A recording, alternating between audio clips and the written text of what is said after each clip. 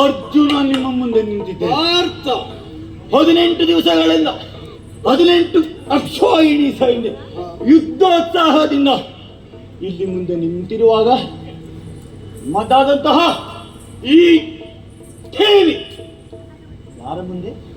ನಿಮ್ಮ ಆರಾಧ್ಯ ದೈವನಾದಂತಹ ಶ್ರೀಕೃಷ್ಣ ಸ್ವಾಮಿಯ ಮುಂದೆ ದಿನಕ್ಕೊಂದಂತೆ 10,000 ಮುಕುಟ ಮರ್ತಕರನ್ನ ಕೊಂದು ಮುಂದುವರಿಯುತ್ತಿರುವಂತಹ ಈ 8ನೇ ದಿವಸ ಮುಗಿದ 9ನೇ ದಿವಸದ ನವ ದಿವಸದ ನವೋಲ್ಲಾಸದಲ್ಲಿ ಬಂದು ನಮ್ಮ ಮುಂದೆ ನಿಂತಿದ್ದೀರ.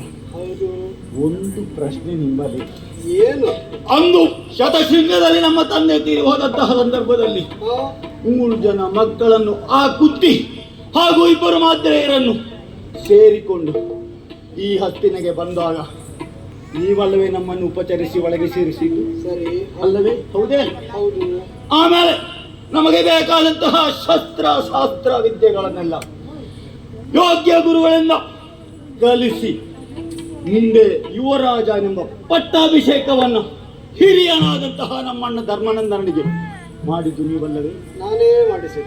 ಕಾಲಸ್ಥಿತಿ ಮನಸ್ಥಿತಿಯನ್ನು ಅರ್ಥೈಸಿಕೊಂಡು ಪಾಂಡವರು ಸ್ವೀಕಾರಾರ್ಹರು ಎನ್ನುವುದಾಗಿ ಈ ಜಗಕ್ಕೆ ಘಂಟಾಘೋಷವಾಗಿ ಸಾರಿದವರು ನೀವಲ್ಲವೇ?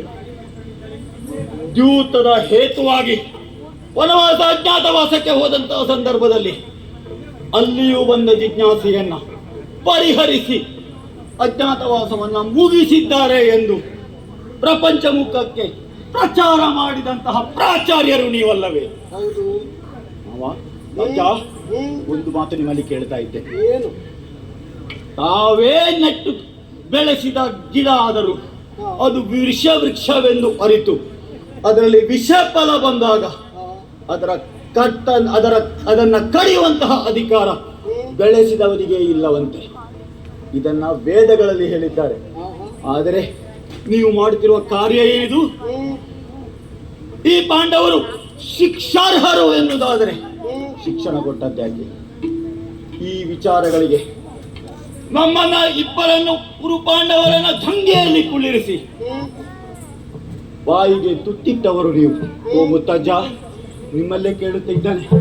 ಒಂದು ಕಣ್ಣಿಗೆ ಬೆಣ್ಣೆ, ಇನ್ನೊಂದು ಕಣ್ಣಿಗೆ ಸುಣ್ಣ ಹಾಕಿ ಆ ಕೌರವನ ಪರವಾಗಿ ಯುದ್ಧಕ್ಕೆ ನಿಂತು ಇಲ್ಲಿ ಬಂದು ಗರ್ಜಿಸುತ್ತಿದ್ದೀರಲ್ಲ, ಯಾಕೆ ಈ ಭೇದ?